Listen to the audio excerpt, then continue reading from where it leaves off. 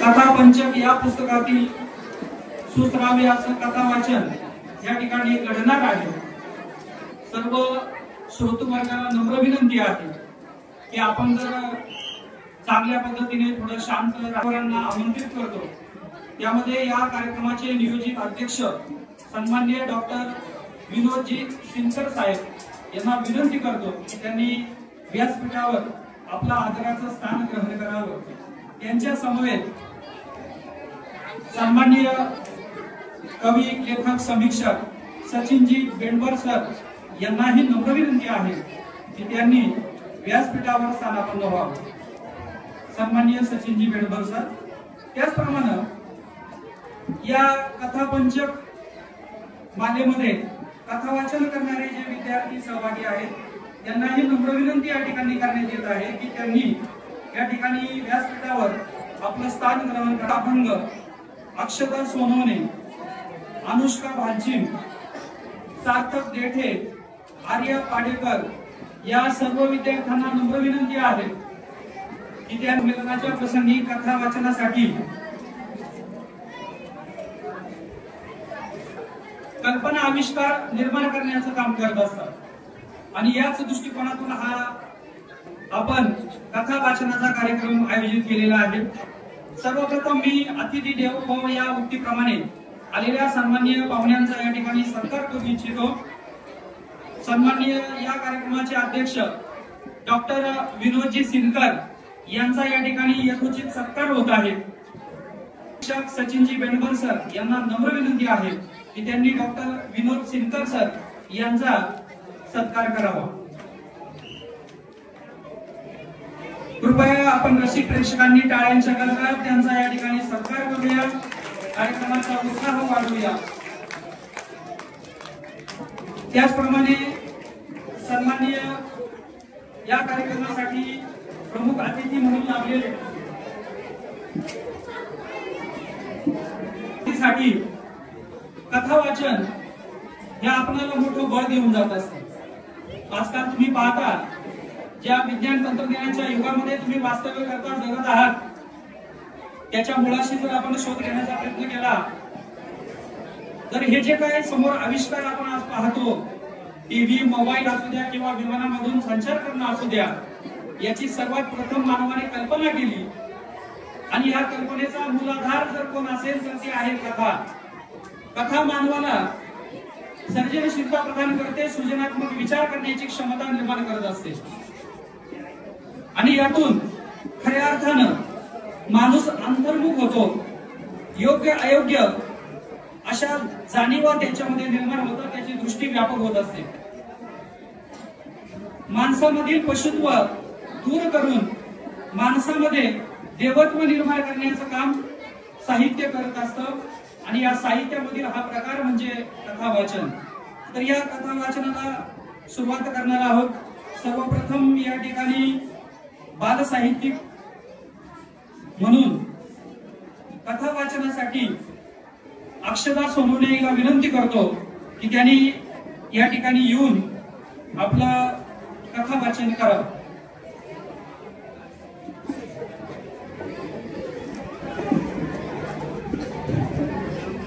नमस्कार, मी अक्षता नामदेव सोनवणे, इयत्ता 8वी। माझ्या कथेचे नाव आहे ती। आज हॉस्पिटलमध्ये विलक्षण शांतता पसरली होती। ना कुठे हसण्याचा खिदळण्याचा आवाज, ना कोणाच्या आईच्या आठवणीत रडतानाचा आवाज, ना कुठे काही गप्पांचा गोंधळांचा, ना खेळण्याचा आवाज, नुसती शांतता। तेवढ्यात दार उघडलं आणि गौरीताई आत आली। ती तशी नर्स होती पण अगदी तिच्या छोट्या भावंडांसारखी मुलांची काळजी घ्यायची। काय रे, असे शांत का बसलाय? काहीतरी खोडी केली असणार, तिने तर्क काढला। काही सेकंद कोणीच काही बोलले नाही। मग राधाई हळूच उठून ताईजवळ आली। तिने एका हाताने ताईचा कुर्ता पकडला आणि तिच्या लहान गोड आवाजात म्हणाली, ताई, ती कुठे?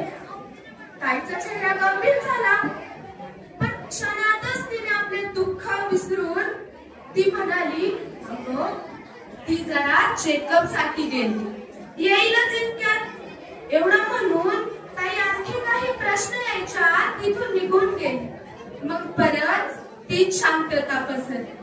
हळूहळू दुपार झाली आणि रोजच्या प्रमाणे आजही डॉक्टर कुलकर्णी राऊंड मारायला हॉस्पिटल मध्ये आले. मुलांनी त्यांनाही तोच प्रश्न विचारला, ती कुठे? गौरीने डॉक्टरांना आधीच याची पूर्वकल्पना दिली होती, म्हणून डॉक्टरांनी गौरीताईंचंच उत्तर छापलं की ती चेकअपला गेलीये. एव्हा मुलांच्या लक्षात आलेच होते की ती त्यांना तिच्याविषयी काही सांगणार नव्हतं, म्हणून आता आपल्यालाच काहीतरी करायला लागणार असे त्यांनी ठरवले आणि एक मिशन सुरू केली. दुपारच्या जेवणानंतर त्यांनी भेटायचं ठरवलं. जेवण झालं आणि सगळे ओमच्या कॉटपाशी जमा झाले. ओम हा त्यांच्यातला सगळ्यात वात्रट मुलगा. हे आपण आपल्या घोड्यांचं प्लॅनचं काहीतरी प्लॅनिंग करूया.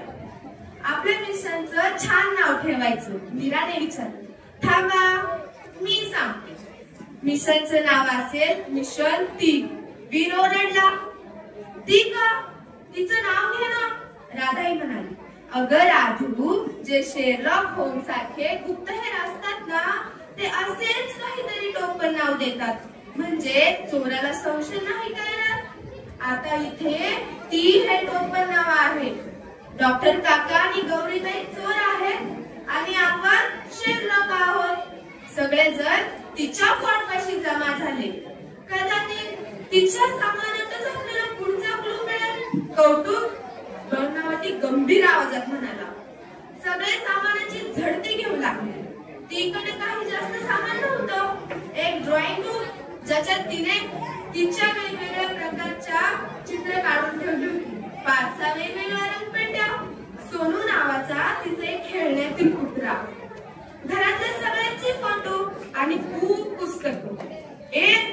हा बघ फोटो, वाव यार, तिचे आई बाबा किती छान दिसतात. ती पण किती छान दिसत असणार. कानिका म्हणाली. सामानात काही खास माहिती न मिळाल्याने मुले बाहेर गेली. आता त्यांचा पुढचा टप्पा सुरू झाला होता, तो म्हणजे चोरांकडून तिचं अचानक गायब होण्याचं रहस्य बदावून घेणे. आता मुलांनी गौरीताईला आणि उरलेल्या डॉक्टर काकांना प्रश्न विचारून विचारून भंडावून सोडले, पण कोणीच काही बोलायला तयार नव्हते. शेवटी हताश झालेली मुलं परत ऑड मध्ये येऊन बसली. मला काही सुचत नाहीये, काहीच कसं मिळत नाहीये आपल्याला बहुतेक ही मिशन बंद करावी लागेल.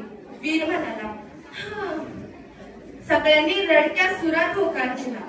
तेवढ्यात गौरीताई आली. दारातून हाक मारत ती म्हणाली, चला तुम्ही सगळे संध्याकाळचा नाश्ता खायला. आज सगळ्यांसाठी उपीट आहे. आयुष्यभर संध्याकाळ झाली, पण कानिका म्हणाली, हो कनू, आता चला पटापटा, नाहीतर मी सगळं संपून टाकेन काय. असं म्हणत ताई गेली. तिच्या पाठोपाठ सगळी मुलंही गेली. सगळ्यांनी नाश्ता पटापटा संपून एकदा की हॉस्पिटलला चक्कर मारली. ती कुठेच दिसली नाही. शेवटी थकून सगळे परत आपल्या वॉर्ड जवळ आले. वॉर्डच्या समोर डॉक्टर काकांचं केबिन होतं. मुले वॉर्ड मध्ये जाणार तेवढ्यात डॉक्टर काकांच्या केबिन मधून एक काकू आणि काका आले. काकूंच्या डोळ्यात पाणी होतं. ओमनं लगेच त्यांना ओळखलं. हे त्या फोटो मध्ये तिचे आई बाबा आहेत ना, पण ते रडतायत का? त्याने हळूच विचारले. पण पुढे काय व्हायच्या आत गौरीताईने सगळ्यांना आत पाठवले. आत वेगळीच चर्चा रंगली होती की काकू का रडत होत्या. तेवढ्यात गौरीताई परत येते आणि तिचं सगळं सामान एका पिशवीत भरते. ती पिशवी निघणार इतक्यात मीरा तिला विचारते, ताई सामान कुठे नेतेस तिचं ग? ताई म्हणते, अगं तिचं मग असे चेकअप झालं ना, तर त्यात असं दाखवलं की ती आता घरी जाऊ शकते, म्हणून ती तिचं सामान घेऊन घरी चालले. यावर मीरा विचारते, कोणाच्या घरी चालली ती? तिच्या आई बाबांच्या की देवाच्या? हे ऐकून ताईच्या डोळ्यात अश्रू ओघळतात. पण ती घाई घाई दिसत बाहेर जाते, पण सत्य सगळ्यांना कळून चुकलेले असते. मिशन ती सक्सेसफुल आता परत वॉर्डमध्ये शांतता पसरते, तीच तिची शांतता. धन्यवाद. कथा वाचन करायचं आहे. तत्प्रथम मी मिनिटं थोडं मनोगत व्यक्त करतो. थोडी पार्श्वभूमी या ठिकाणी सांगणं महत्वाचं आहे. हे जे विद्यार्थी कथा वाचन करत आहेत ती कथा पंचक या पुस्तकातील आहे. अखिल भारतीय मराठी बालकुमार साहित्य संस्था पुणे यांनी एक शिबिर आयोजित केलं होतं, ज्यामध्ये विद्यार्थ्यांना कथा वाचन कसं करावं याबाबत मार्गदर्शन केलं आणि त्यातून काही निवडक अशा कथा विद्यार्थ्यांकडून त्यांनी घेतल्या आणि त्याद्वारे कथा पंचक हे पुस्तक त्यांनी तयार केलेलं आहे आणि त्यांचं वाचन या ठिकाणी होत आहे. अनुष्का पालचिम या ठिकाणी कथा वाचन करेल. रहस्य एका जागेची. सुधाकर साधारण 30 वर्ष वय, एका सरकारी शाळेचे शिक्षक, विद्यार्थ्यांचे अगदी लाडके शिक्षक. पेहरावही साधा चिकट रंगाचा शर्ट, काळ्या रंगाची थोडीशी ढवळ पैठ, पायात कोल्हापुरी बाणा हा त्यांचा रोजचा पेहराव. त्यांचा पेहराव जरी साधा असला तरी त्यांची किती दुर्बल पसरली होती. त्यांचे गुण हे त्यांच्या कर्तृत्वाचे खरे कारण होते. ते अत्यंत शिस्तप्रिय, प्रामाणिक व सर्वात महत्त्वाचे म्हणजे अत्यंत धाडसी होते. त्यांच्या धाडसामुळे त्यांचे नाव अगदी मुख्यमंत्र्यांच्याही कानी गेले होते. त्यांच्या धाडसाने अनेक वेळा पोलिसांना देखील मदत झाली होती. सुधाकर साधारण वयाच्या 24व्या वर्षी शाळेत शिक्षक म्हणून नोकरीस लागले. 6 वर्षानंतर आता त्यांची प्रथमच बदली झाली होती, तेही कोकणातल्या वसंतपूर या गावी. सुधाकर जन्मापासूनच आई वडिलांबरोबर पुण्यात राहत होते, पण ते मूळचे याच कोकणातल्या वसंतपूर गावचे. नशिबाने त्यांना प्रथमच गावाकडे जाण्याची संधी मिळाली होती, म्हणून ते अपार आनंदी होते. अपार उत्सुकता व गावची ओढ त्यांना मनोमन गावाकडे खेचत होती. आपण गावाकडे जाणार, आपल्या मूळ गावी या विचाराने त्याचा आनंद गगनात मावेनासा झाला होता. सुधाकर धावपळ करीत घरी आले. त्यांची आई वडिलांना ही वार्ता दिली. त्यांनाही आनंद झाला. घर अगदी उत्साहाने भरून गेले. आई वडील मनोमन सुखावले होते. त्यांच्या डोळ्यात टचकन पाणी आले. अखेर तो दिवस उजाडला. सुधाकर बदलीची आजची निघायची तारीख होती. सर्व तयारी झाल्यावर ते आई बाबांचा निरोप घ्यायला आले. त्या दोघांनाही त्यांनी डबडबल्या डोळ्यांनी निरोप दिला. कोकणाच्या बसमध्ये बसून ते निघाले होते. मनात फक्त एकच विचार तळ ठोकून बसला होता, तो म्हणजे कसे असेल आपले मूळ गाव वसंतपूर. आपण निघताना आई वडिलांची झालेली अवस्था वगैरे त्यांना कशाचेच भान होते. त्यांच्या अपार उत्सुकतेची जोर खाण्याने त्यांना मनोमन गावाकडे खेचलेही होते. दुपारचे 4 वाजले होते. सुधाकर वसंतपूरला पोहोचले. बसमधून खाली उतरतात ते आश्चर्यचकित नजरेने स्तब्ध होऊन समोरचे दृश्य पाहत होते. हो, ते कोकणच होते. निसर्गाच्या कुशीत बसलेले माणसाप्रमाणेच निसर्गाचेही अत्यंत प्रिय गाव, जसे पृथ्वीवरचा स्वर्ग. सुधाकर चालत चालत आपल्या वाड्याकडे निघाले होते. पत्ता माहीत नव्हता. इकडे तिकडे विचारपूस करीत ते सावकाशपणे पोहताचे दृश्य पाहत होते. समोर नारळाची उंच झाडे होती.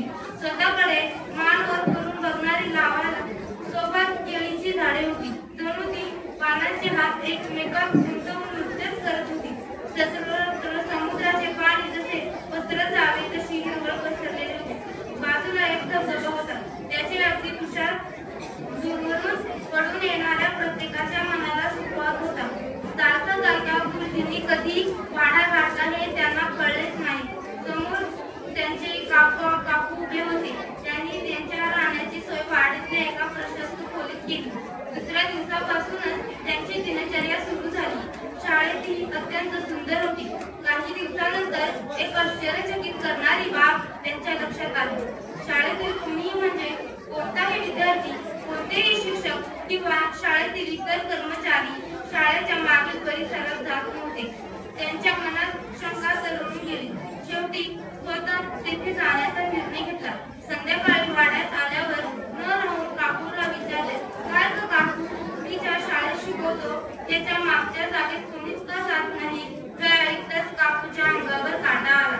शाळेच्या मागच्या जागेत काय आहे हे अगदी काकूलाही माहित नव्हते, पण गावामध्ये अनेक अफवा पसरल्या होत्या. कुणी म्हणायचं तेथे भूत आहे, आढळ आहे, आणि कुणी म्हणायचे तेथे एका बाईने फाशी घेतली आहे. कुणी म्हणायचं तेथे अदृश्य दृष्ट शक्ती आहे। या सर्व गोष्टी काकूंनी सांगितल्या। सुधाकर गुरुजी जन्मापासूनच पुण्यासारख्या विकसित शहरात वाढलेले, त्यांचा असल्या भाकरवर अजिबात विश्वास नव्हता, पण ते काकूला कळू दिले नाही। काकू अशा गोष्टींवर लगेच विश्वास ठेवायच्या। त्या स्वभावाने खूप भोळ्या व हळव्या होत्या, म्हणून तर त्यांनी गुरुजींनाही सांगितले होते, अजिबात शाळेच्या मागच्या बाजूला जाऊ नको, अगदी चुकून सुद्धा। जन्मतःच सुधाकरच्या स्वभावात धाडसीपणा होता। लहानपणी त्यांनी अनेक रहस्यकथा वाचल्या होत्या, त्यामुळे ते नेहमी आधीच्या या शाळेत सुद्धा रहस्यकथा सांगायचे। त्यांनी अगदी त्यांच्या घराच्या आजूबाजूची छोटी मोठी रहस्य उलगडली होती। काही दिवस सुधाकर गुरुजी गप्पच बसले। सर्वांसमोर त्या जागी जाणे त्यांना योग्य वाटले नाही, म्हणून त्यांनी ठरवले की आपण रात्री जाऊया। ठरल्याप्रमाणे रात्रीचे जेवण झाल्यानंतर ते खोली झोपायला गेले, पण ते घरातल्यांना फक्त दाखवायला खोली झोपायला गेले होते। ठरल्याप्रमाणे 12 वाजता ते खोलीच्या खिडकीतून उडी मारून जाणार होते। 12 वाजता सर्व झोपी गेलेले असायचे, अख्खं गाव शांत असायचे।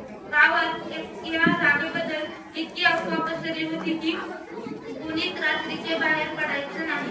बरोबर 12 वाजले। ठरल्याप्रमाणे सुधाकर गुरुजी खिडकीतून इकडे तिकडे पाहिले, सर्व शांत होते, अंधार पसरलेला होता। त्यांनी खिडकीतून उडी मारली आणि शाळेच्या दिशेने जाऊ लागले। शाळा वाड्यापासून साधारण 1 किलोमीटर अंतरावर होती। ते चालत लागले, सर्वत्र अंधार व शांतता पसरलेली होती। ते शाळेच्या जवळ जाऊ लागले, कधी नव्हे तर त्यांना दुरमरून घाम फुटला, कारण समोरचे दृश्य तसेच होते। एक उंच दाढीदार माणूस समोर स्पष्ट दिसत होता, हातात काठी होती, कपडे ठिकठिकाणी फाटलेले होते। तो शाळेच्या दिशेने जात होता। आश्चर्य हे होते की त्या जागेची अफवा पसरल्यामुळे कुणीच गावात रात्रीचे घराबाहेर पाऊलही ठेवत नव्हते, आणि हा माणूस आता इतक्या रात्रीचे येथे काय करत असेल अशी शंका सुधाकर गुरुजींच्या मनात तरळून गेली। तो माणूस हळूहळू शाळेकडे जात होता। सुधाकरने त्याचा पाठलाग करायला सुरुवात केली। ते धाडसी तर होतेच, पण त्यांना आता मात्र खूपच भीती वाटू लागली होती। तो माणूस शाळेच्या मागच्या दिशेला जाऊ लागला। हळूहळू तो रहस्यमय जागी आलाही होता। गाडीदार म्हणताना मागे वळून पाहिले तर समोर सुधाकर गुरुजी। तो माणूस थोडा सरकला। गुरुजीने त्याला आपली हिंमत एकवटून विचारले, या जागेची नक्की रहस्य काय, आणि आता तुम्ही येथे काय करत आहात? अनेक प्रश्नांची सरबत्ती केल्यानंतर आता मात्र त्याला बोलणे भाग होते। तो जे जे बोलू लागला ते सुधाकर अगदी सावकाशपणे ऐकू लागला। तो म्हणाला, मी जन्मापासूनच या गावात राहतो, या शाळेत शिकत होतो, माझी मुलगी सुद्धा या शाळेत होती। एकदा असंच खेळता खेळता ती या भागात आली। येथे मोठी आधी एक विहीर होती, पण अवधानाने तिचा पाय घसरला आणि ते या विहिरीत पडून मेली। त्याच्या डोळ्यात दचकन पाणी आले। तो पुढे बोलू लागला, मी एवढा दुःखात असूनही त्यावेळी ती विहीर बुजवण्यासाठी स्थानिक शासनाकडे अर्ज केले, पण त्यांनी त्याकडे दुर्लक्ष केले।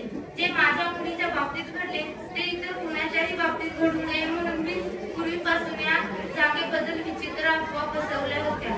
गावातल्या लोकांना घाबरवले व ही जागा समाजाच्या दृष्टीने भीतीदायक ठरवली। त्या दिवशी ही सर्व हकीकत पोलिसांना सांगितली। सुधाकरचे घरचे, पोलीस सर्वजण त्या जागेवर आले। तब्बल 400 वर्षांनी अख्खं गाव तेथे जमले होते, कारण आता रहस्य उलगडले होते। गावच्या सरपंचांनी माणसे कामाला लावून ती विहीर बुजवून टाकली। सुधाकर गुरुजींचा डंका अवघ्या महाराष्ट्रात घुमला होता। धन्यवाद। असं करू मिरवणुकीसाठी सगळ्यांनी लवकर खाली या, असे फरमान आमच्या चेअरमन आजोबांनी सोडले। घरातून सगळे खाली आले। संध्याकाळी 5 वाजता मिरवणुकीला लंक्यात सुरुवात झाली। बाप्पाची आरती झाल्यावर बाप्पाला रथात बसवले गेले। 2 तासांच्या गजरात मिरवणुकीला सुरुवात झाली। ढोलाच्या तालावर सोसायटीच्या महिलांनी थोडासा आग्रह केल्यानंतर आज्यांनी नाचायला सुरुवात केली।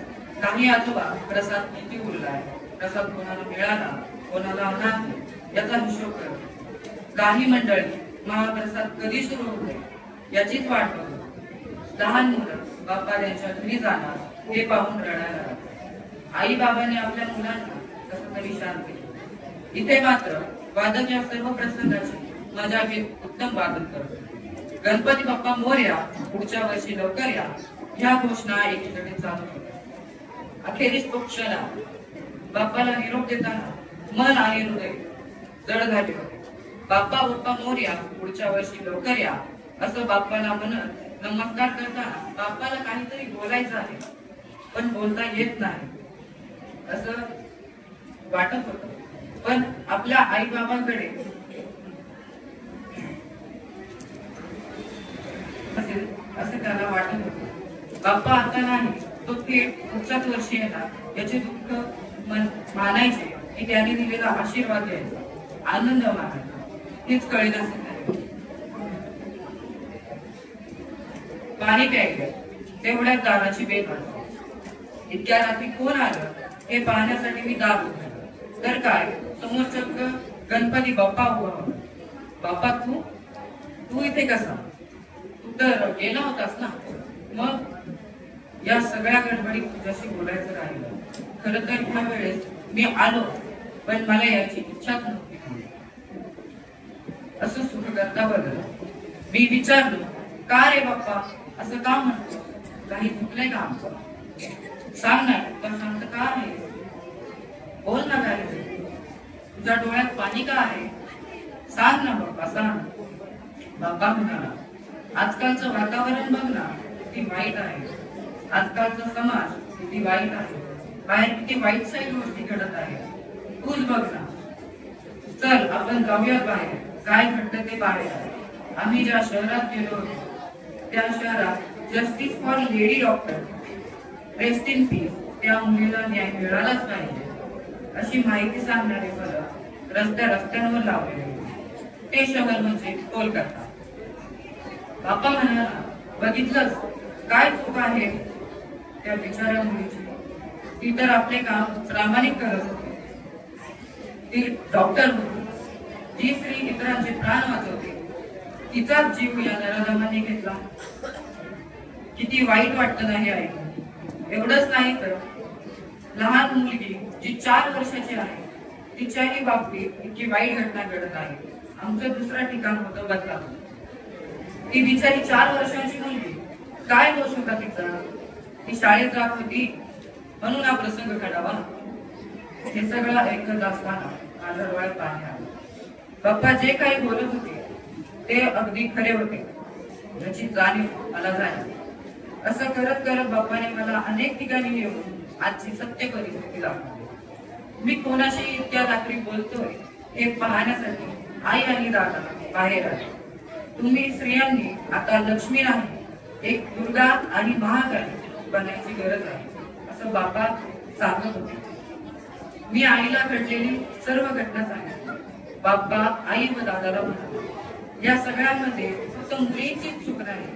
मुलींनी सतत आज 7च्या आत घरात यावे, बाहेर जास्त वेळ जाऊ नये, कपडे घालावे, हे सगळे नियम खरे आहेतच, पण त्याचबरोबर मुलांनाही शिस्त लावणे हेही तितकेच महत्वाचे आहे।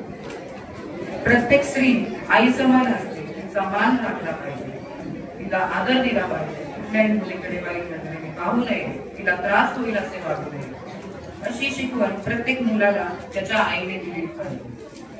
हा काय गोंधळ झाला आहे हे पाहण्यासाठी बाबाही बाहेरच्या खोलीत आले। बाप्पा हे सगळं सांगत होता ते बाबांनी नीटपणे ऐकले। मोरयाने सांगितलेले justice delayed is justice denied हे तुम्हाला माहीतच असेल। त्याचप्रमाणे एखादी केस समोर आली तर त्या व्यक्तीचे जे बरोबर आहे तिला न्याय मिळवून देणे हे गरजेचे आहे। नराधमांना शिक्षा झालीच पाहिजे याची जबाबदारी मी तुमच्यावर सोपे न्यायाधीश राह असे बाप्पा बाबांना म्हणाले। नंतर आजीचेही आगमन आमच्या चर्चेत झाले। आजी म्हणाली, स्त्री म्हणजे काही वेगळी नसते, तिला पण तिचं आयुष्य असते। उडवली तर ती नागिन असते, दिसवली तर ती वाघीण असते। आणि बरं का, तिच्या पोटात साऱ्या देशाचा भविष्याचे बीज असते। जो त्रास मुलीला गर्भवती असताना होतो, जेव्हा तिची मासिक पाळी चालू असते तेव्हा होतो, तो त्रास या मुलांना आपण झालाच पाहिजे। तेव्हा तू का नाही करत काही? तू नवनिर्मितीची शक्ती या मुलांना दे, म्हणजे त्यांनाही कळेल की किती त्रास होतात. मी म्हणालो, बाप्पा तूच आता काहीतरी कर या सगळ्यावर. मोर्या म्हणाले, दरवेळेस आम्ही नाही येऊ शकत तुम्हाला वाचवायला, त्यासाठी मी काही माणसे पाठवली आहे, पण ते काम करत नाही. मी तरी काय करू शकतो त्याला? जर मी विघ्नहर्ता असतो तरी तुम्हाला पण तुमचे विघ्न दूर करता आलीच पाहिजे. ज्या राज्यात माणसंच माणसांसोबत सुरक्षित राहू शकत नाही, त्या ठिकाणी मी येऊन काय करू? हे असं जर घडत राहिलं तर मी पुढच्या वर्षी येणारच नाही. खरं तर गौराई पण यायला नाही म्हणतात. मी सगळ्यांना समजवतो ह्या बोलीवर त्या देखील या वर्षी आल्या, एवढे लक्षात ठेवा. मी पुढच्या वर्षी येणार नाही हे असंच चालू राहिलं तर. बाप्पा असं नको ना करू. अरे मी म्हणालो, बाप्पा तू ये ना. अरे तू सांगितलेलं सगळं कळालं आम्हाला, मी सगळं लक्षात ठेवू, यावर काम करू, पण तू जाऊ नको. आम्ही सर्व बाप्पाला हात जोडून प्रार्थना विनंती करू लागलो. डोळे बंद करून बाप्पाला नमस्कार केला आणि डोळे उघडून बाप्पाला पाहतो तर काय, बाप्पा आकाशात विलीन झाला. धन्यवाद.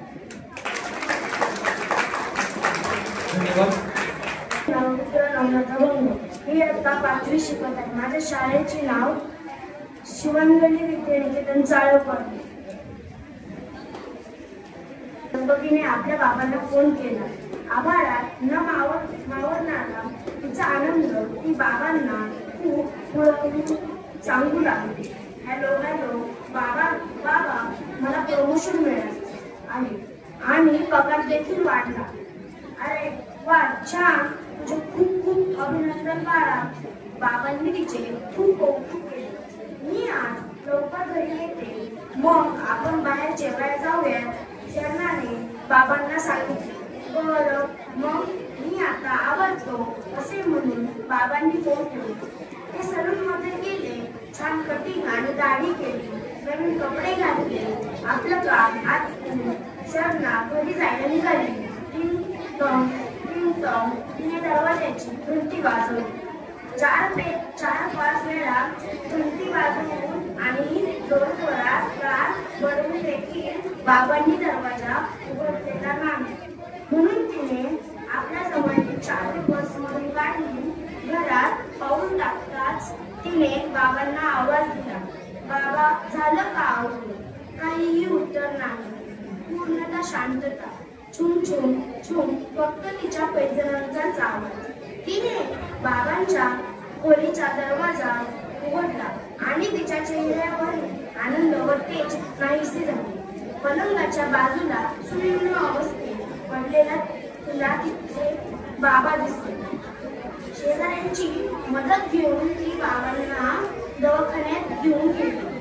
काही वेळाने डॉक्टरांनी कळवले की तुम्ही जरा उशीर केला. तुमच्या वडिलांना हृदयविकाराचा मोठा झटका आला आहे. ते सिरियस आहे, पण व्हेंटिलेटरवर जिवंत ठेवण्याचा आपण प्रयत्न करू शकतो. फक्त जरा जास्त खर्च होईल. शरणाने 2 सेकंदासाठी बच्चा डोळे बंद केले आणि म्हणाले, हो चालेल, तुम्ही काहीही करून माझ्या बाबांना वाचवा. डॉक्टरांनी तातडीने उपचार चालू केले. जवळजवळ 3 दिवस होत आले. शरणाजवळील सगळे पैसे संपले. मग तिने दाम टाकणे विकले आणि काही पैसे उसने घेतले. असे पाहिले तर शरणाला मदतीसाठी नातेवाईकच नव्हते. डॉक्टरांनी कळवले की वडिलांची तब्येत सुधारली नाही. पुढील उपचारासाठी 2 लाख रुपये लागतील. 5 वर्षापूर्वीच शरणाच्या आईचे निधन झाले होते. त्यानंतर तिचे वडीलच तिचे सर्वस्व होते आणि आता तिला त्यांना गमवायचे नव्हते. पैसे कुठून आणायचे या विचारात ती पडली आणि तिथल्या बाकावर बसली. काही वेळाने तिचा डोळा लागला आणि तिला एक स्वप्न पडले. तिचे बाबा म्हणत होते, किती दिवस तू मला इथे ठेवणार आहेस? मला आता घरी घेऊन चल. शरणा दचकून उठली.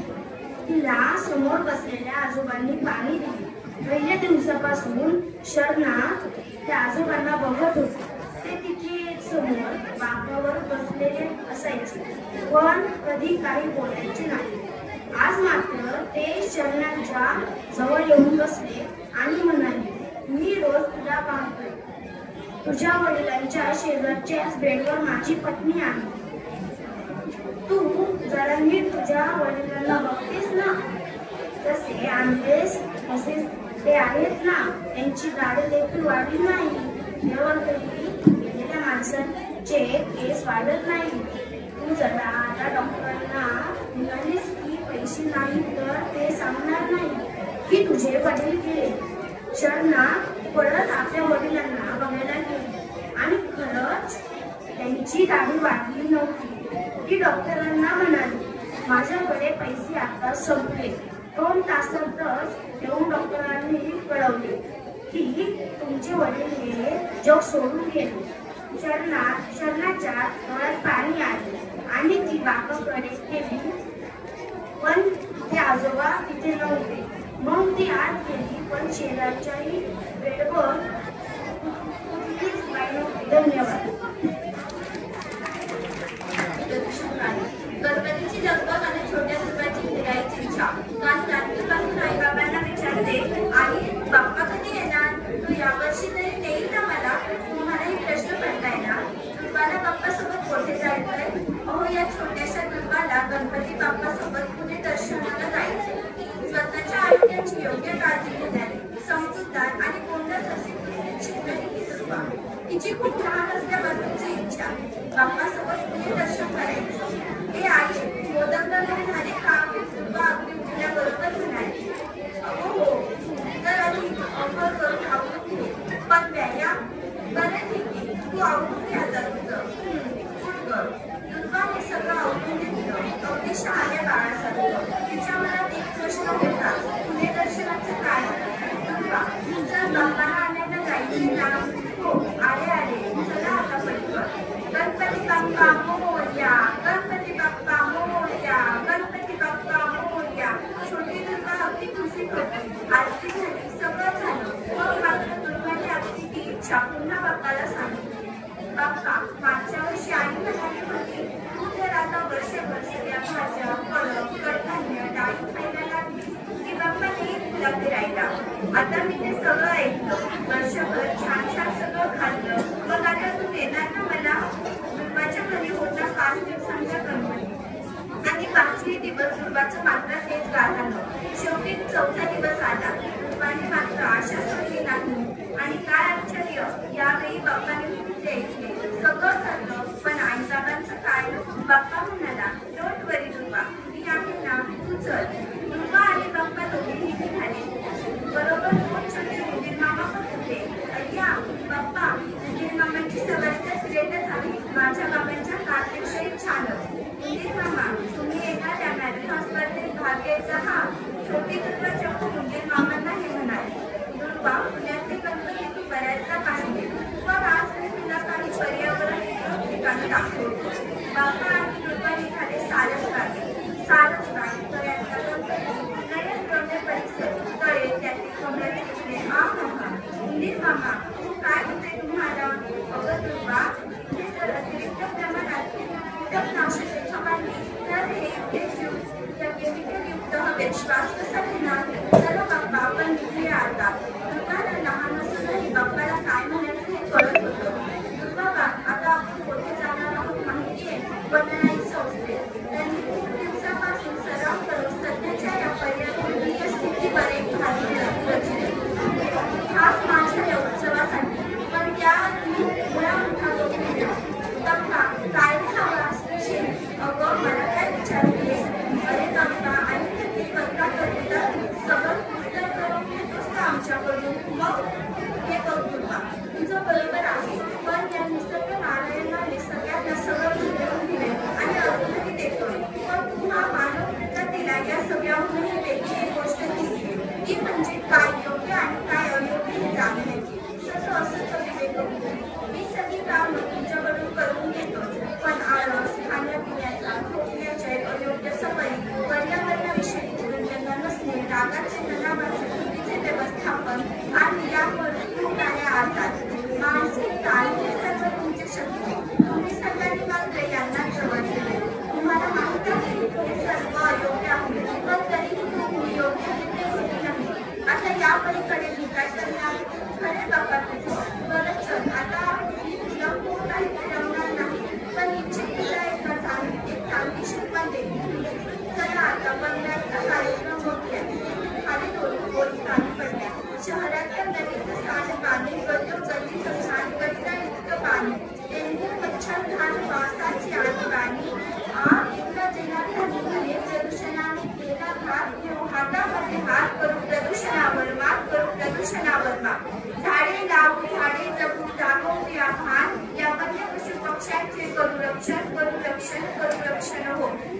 खरंच खूप मस्त कार्यक्रम होता. आजचा दिवस सुद्धा खूप छान गेला. थँक्यू बाप्पा. आणि हो, मी सुद्धा आता नक्कीच पर्यावरणाला जपेन. आता मला कळलं, तू मला प्रदूषणमुक्त परिसर होण्यासाठी ह्या इतक्या सुंदर सहलीला घेऊन आलास.